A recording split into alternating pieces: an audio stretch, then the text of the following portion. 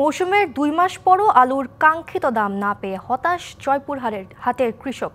মৌসুমের শুরুতে মন প্রতি আলুর দাম ছিল জাতভেদে ৫০০ থেকে ৭০০ টাকা। এখন সেই আলু বিক্রি হচ্ছে ৩০০ থেকে ৩৫০ টাকা। এতে বিঘা প্রতি ২০ থেকে ২৫ হাজার টাকা লোকসান গুনতে হচ্ছে কৃষককে।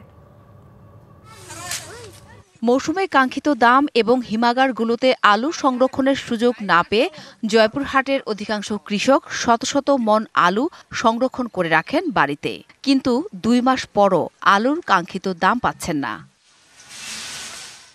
কৃষক বলছেন, বীজ সহ অন্যান্য সামগ্রীর দাম বেশি থাকায় বিঘা প্রতি আলু চাষে খরচ হয়েছে ৪০ থেকে ৪৫ হাজার টাকা। মৌসুমের শুরুতে ৫০০ থেকে ৭০০ টাকা মন দরে বিক্রি হলেও এখন গড়ে বিক্রি হচ্ছে ৩০০ থেকে ৩৫০ টাকায়। এতে বিঘা প্রতি লোকসান হচ্ছে ২৫ থেকে ৩০ হাজার টাকা। বিড়ম্বনা লাঘবে আলু বিদেশে রপ্তানির দাবি তাদের। ওয়ালটন আবারও মিলিয়নিয়ার অফারে ওয়ালটন ফ্রিজ কিনে আপনিও হয়ে যেতে পারেন মিলিয়নিয়ার। ১ বিঘা মাটিতে আমাদের খরচ সর্বনিম্ন ৪০ থেকে ৪৫ হাজার টাকা খরচ, আর বেচতেছে মনে হয় যে ১৫ থেকে ১৬ হাজার টাকা। তাহলে আমাদের কিভাবে লাভ হবে? এই আলু যদি বিদেশে রপ্তানি না করা যায় বা বিদেশে না দেওয়া যায়, তাহলে আমরা কৃষকরা মরে যাব।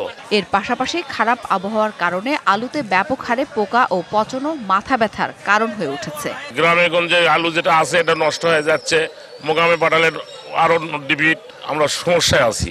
স্টোরের জায়গা পাইনি, লাভের আশায় বাড়িতে রাখছি, কিন্তু পৌঁছে যাচ্ছে পোকা, আবার ঔষধ দিয়ে রাখা লাগতেছে। ১০ টাকার আলু বিক্রি করতে বাজারে এসে ভাড়া যাচ্ছে ১ টাকা, তাহলে আমরা পাচ্ছি ৯ টাকা, আর তোলার খরচ এসে ইত্যাদি দিয়ে মনে করেন যে এখানে আমাদের ৫ টাকাও টিকতেছে না। এই অবস্থায় কৃষি বিপণন কর্মকর্তা বলছেন, চাহিদার অতিরিক্ত উৎপাদনের কারণেই আলুর বাজার দর কম।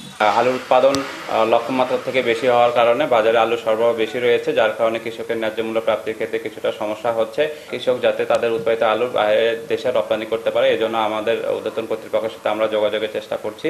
জয়পুরহাটে এবার আলু উৎপাদন হয় ৪৩,৪৭০ হেক্টর জমি থেকে প্রায় ১০.৫ লাখ মেট্রিক টন।